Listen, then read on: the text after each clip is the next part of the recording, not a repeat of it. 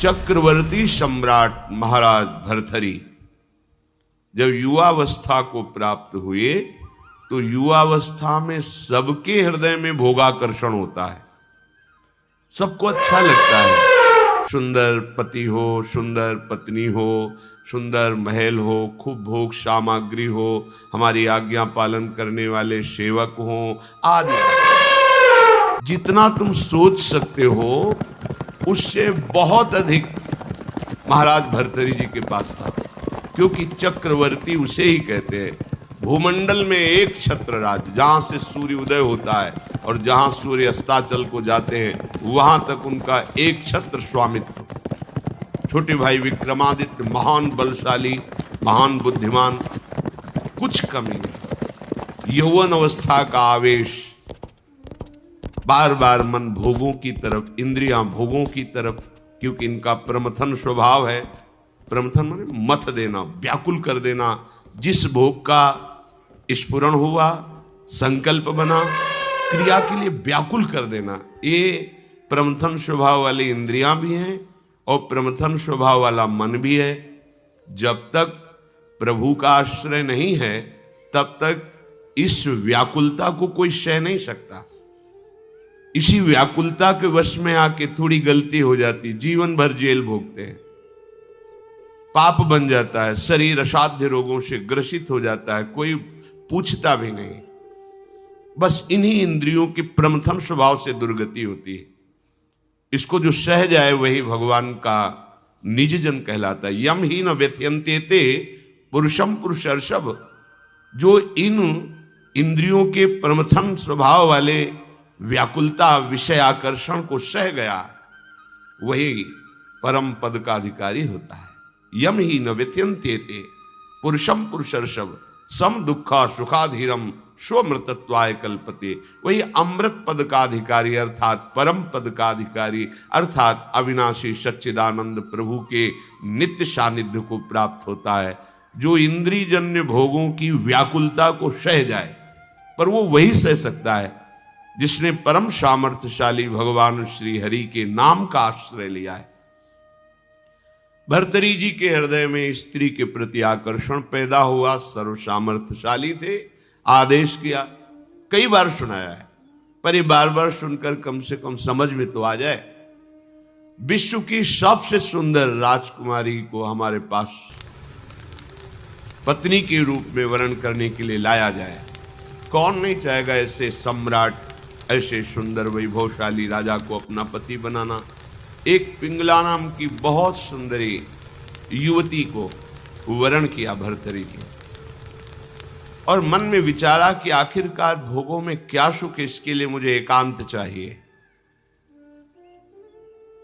विक्रमादित्य से कहा, आप राज्य शासन को संभालिए जब तक हम अनुभव नहीं कर लेते। महल में किसी भी तरह की राज दरबार की बात लेकर कोई ना आवे, मुझे स्वतंत्र छोड़ दिया जाए। राजाज्ञा, संपूर्ण भोगों की बाहुल्यता महल में। क्या कभी आग में धीरे धीरे घी डालने से आग शांत होती है क्या? ऐसे ही भोगों को भोगने से कभी कामाग्नि शांत थोड़ी होती है, और भड़कती है। अगर सुख हो तो विश्राम मिल जाए। एक दिन पिंगला काफी समय व्यतीत होने के बाद वो अपने महल की पीछे खिड़की से झांक रही थी।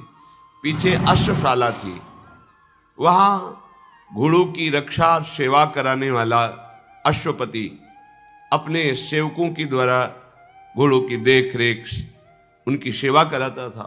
बहुत ही हष्ट पुष्ट जवान। पिंगला देखकर आसक्त हो गई, एकांत में मिलने लगी। जब महाराज विश्राम को होते तो एकांत में मिलने लगी। गुप्तचरों के द्वारा यह बात जब विक्रमादित्य को पता चली, बहुत अंदर से पीड़ित हुए कि क्या करूं, अगर मैं कुछ कहता हूं तो कहीं संशय न कर लिया जाए, अगर कहता नहीं हूं तो ये राजा के प्रति बहुत ही बड़ा विश्वासघात हो रहा है, और वो मेरे भ्राता हैं, मैं ऐसा सह नहीं सकता। एकांत में मिलने की प्रार्थना की। बहुत प्रवीण थी पिंगला, समझ गई महाराज ने कहा आज मेरा भाई मेरे से मिलना चाहता है, पता नहीं क्या समस्या है। उनका मुझे पता है, जाइए पहले आप पूछ कर आइए। राजा को आश्चर्य हुआ, मेरे तक बात नहीं पहुंची, इसको पता है। बहुत प्रवीण थी, पर विषयों में प्रवीणता कोई प्रवीणता नहीं कहलाती। प्रवीणता तो विषयों के त्याग की होनी चाहिए।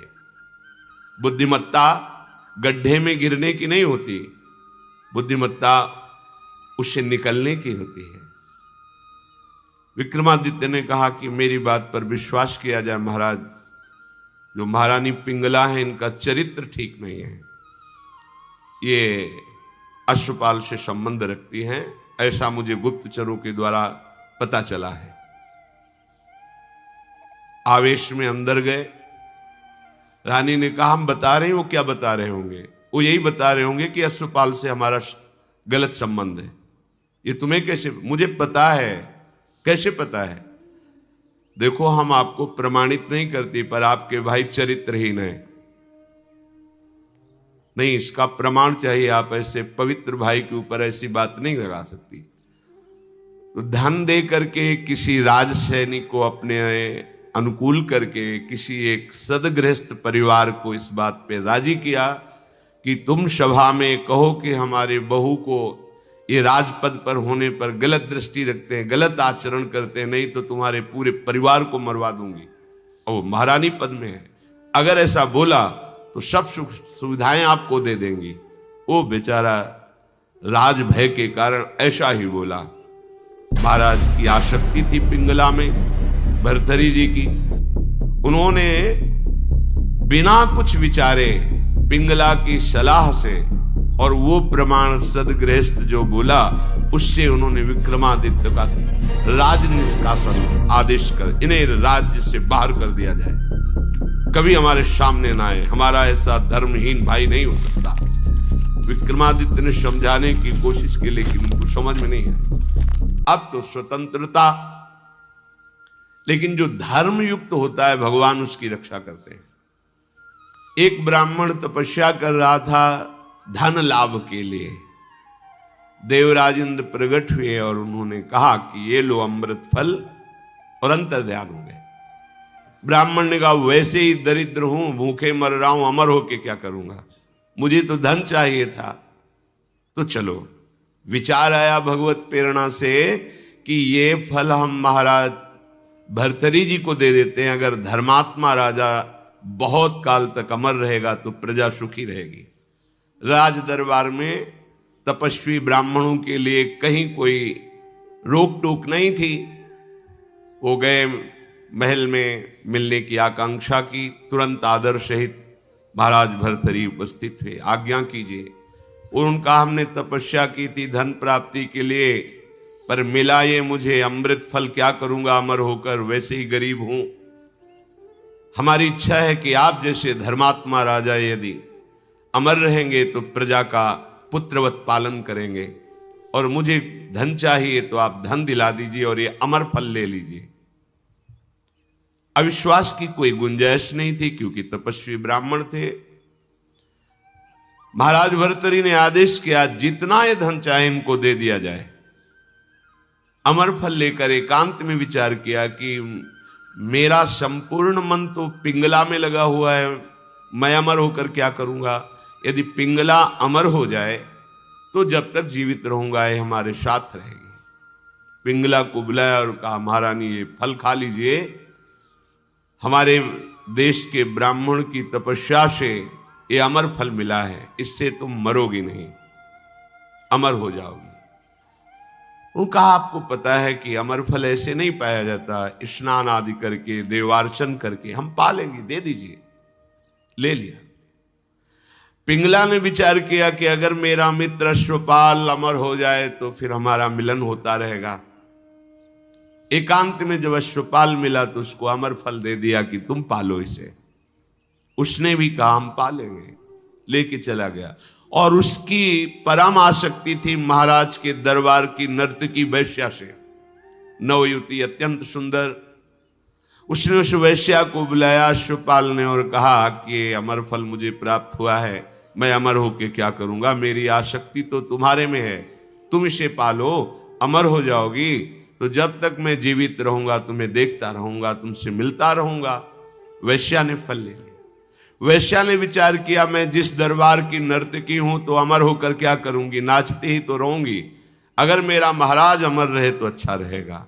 नर्तकी ने उनके निज महल के अंगरक्षक से कहा कि मुझे महाराज से मिलने की प्रार्थना की जाए और मिलाया जाए। महाराज कृपा करके मिले, क्या बात है? तो उन्होंने कहा, मैं आपके दरबार की नर्तकी हूं, मुझे अमर फल मिला है, मैं आपको देना चाहती हूं। होश उड़ गए महाराज के। वही अमर फल। वैश्या से कहा कि तुम्हें किसी भी तरह का दंड नहीं दिया जाएगा, पर तुम सत्य बोलो, ये अमर फल कहां से प्राप्त हुआ है? उनका ये अमर फल मेरा एक मित्र है जो राज परिवार के घोड़ों की सेवा कराता है, अश्वपति, उसने हमें दिया है। और वो महल के पीछे ही था अश्वशाला।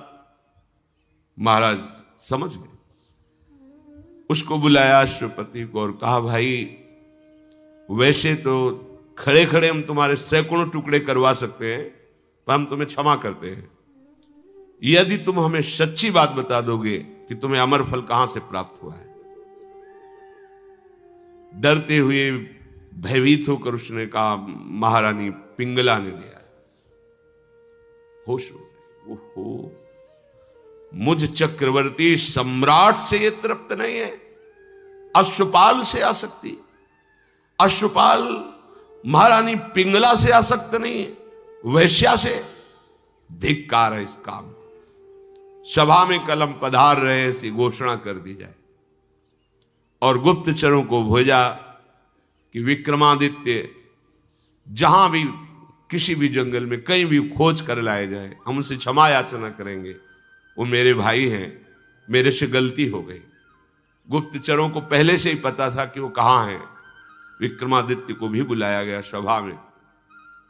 भर्तृहरि जी पहुंचे और कहा, पिंगला को उपस्थित किया जाए। राज आज्ञा, तुरंत पिंगला जी को उपस्थित किया गया। बोले, मेरे देश के ब्राह्मणों की तपस्या का फल संपूर्ण प्रजा और राज्यसभा देखे। मैं अपनी तलवार से रानी का गला काटूंगा, पर वो मरेगी नहीं, क्योंकि इसने अमृत फल खाया है। और तलवार खींचा, जे ही प्रहार कर वो चीख पड़ी, नहीं महाराज रुकिए। क्यों? तुम्हें संशय है?